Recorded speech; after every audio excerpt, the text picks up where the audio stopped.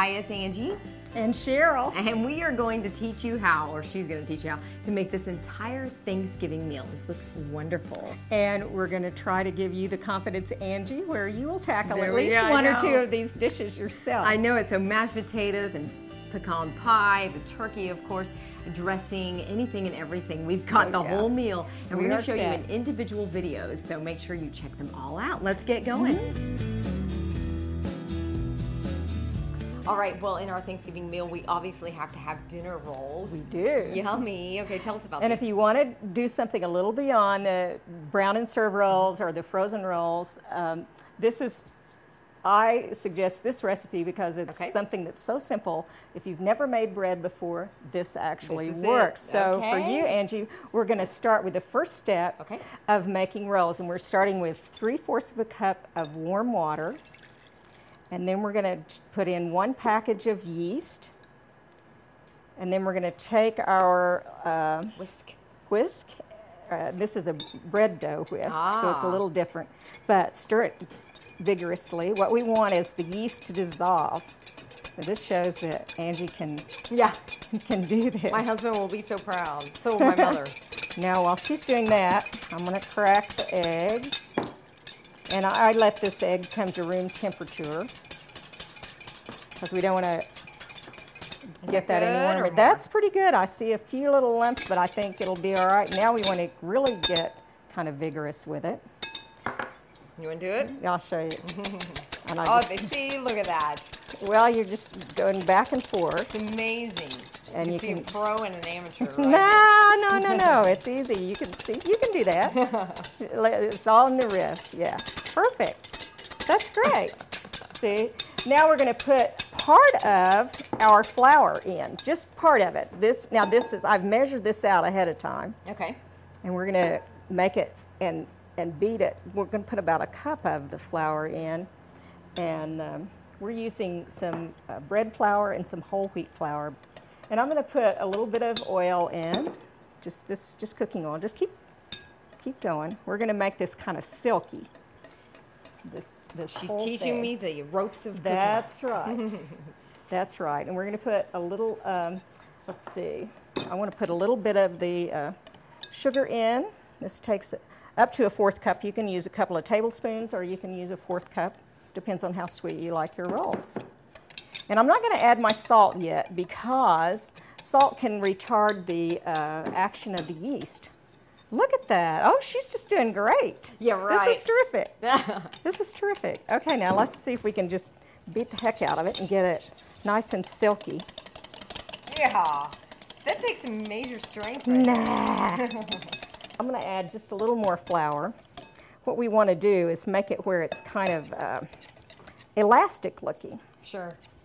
And we're getting it nice and smooth. I like to do this roll. You can do this in the mixer, but I love to do it by hand because it's more, I don't know, I feel like you're more in touch with the, flour. Now see, it's starting to hang on to the whisk. See how it's been? That's what we want. Okay. Now we're going to let this sit this is the fast method, so we're going to let it sit for 15 or 20 minutes till this mixture starts to sort of bubble. Yeah, I'm seeing the bubbles pop. Yeah, and it'll do really nicely. We'll let that just rest for about 15 minutes. The nice thing about this recipe is you can do it a day ahead. And then you can just wrap it in a nice little foil package and warm it up. All right, Sherrel, we are back to the rolls. Yeah, let's take a peek. Oh. Look, and we have lots of action going on here. So now what we're going to do is add most of the rest of the flour. Okay, stir this. Got a little whole wheat. Start stirring. And you can see tell, all that definitely. yeast? It's just working away. Yeah, this is great. Woo. Now what I'm going to do is add even more flour to it. What she's going to do is actually stir it correctly. No, you did great. No, this is great. Look, see, and it's all coming together nicely. Yay. I'm now going to switch to I'm going to move this. This is our pan that we have ready. I'm going to now move to the countertop. Oh, okay. I'm going to take this and put it in this little blob of flour. Now see, now is the gooey part.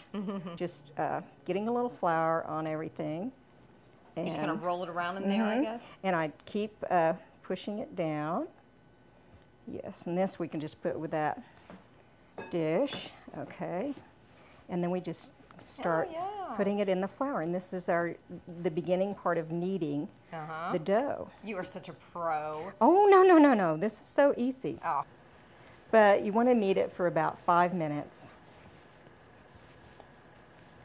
You know it's ready when it quits sticking to the counter after you've kind of worked all that last little batch of flour in. So about 5 minutes of that. Oh yeah, five minutes. A little longer when you're using whole wheat flour for part of the flour. And what I do to divide it up is I'm going to cut it in half, and I'm going to cut it in fourths, and then I'm going to cut the fourths in half again. Wow. Like this. Take a little butter and put on my hand. This is just some melted, softened butter. And I'm tucking it in. See how I'm making kind of a little, and I'm bringing it around like a little balloon. And there's the bottom part. And then I'm going to just stick it in the pan. Okay, so they're all in the pan now. We got to let them rise. And so let me tell you, this was so much fun to do. You've got to try this. Yeah. And obviously, we already cleaned up the magic of video. So now, I'm gonna put this here. And the nice thing about a dough scraper, it helps you clean off the counter. Yeah, it just makes that little task easier. So now we're going to let these rise, and for about an hour, 2 hours. Just till they double in size, and sometimes it takes an hour, sometimes 2 hours. Okay, so we let these rise for a couple hours and then put them in the oven. Then we're going to put them in the oven, and very carefully. Yes. Okay. All right, here's our finished rolls. They're beautiful and look very, very delicious. I must say. Now, how long were they in the oven? Table? Oh gosh, 20 minutes, 25 minutes. Okay, so not bad. So it doesn't take very long. Yeah. So, and you can also, if you want to put foil inside the napkin or the liner to your bread basket, it'll help hold the heat in. There you go. The rolls, and you can pop it back in the oven if you need to. So nice. Okay. Well, check out this recipe online on newsok.com. And also all of our other Thanksgiving recipes and videos are online. Just go to newsok.com, search Thanksgiving, and you'll find all of those. And this recipe itself will be in the paper as well. Look in the Life section under her Passion for Food column. Thank you so much, Sherrel. Thank you, Angi.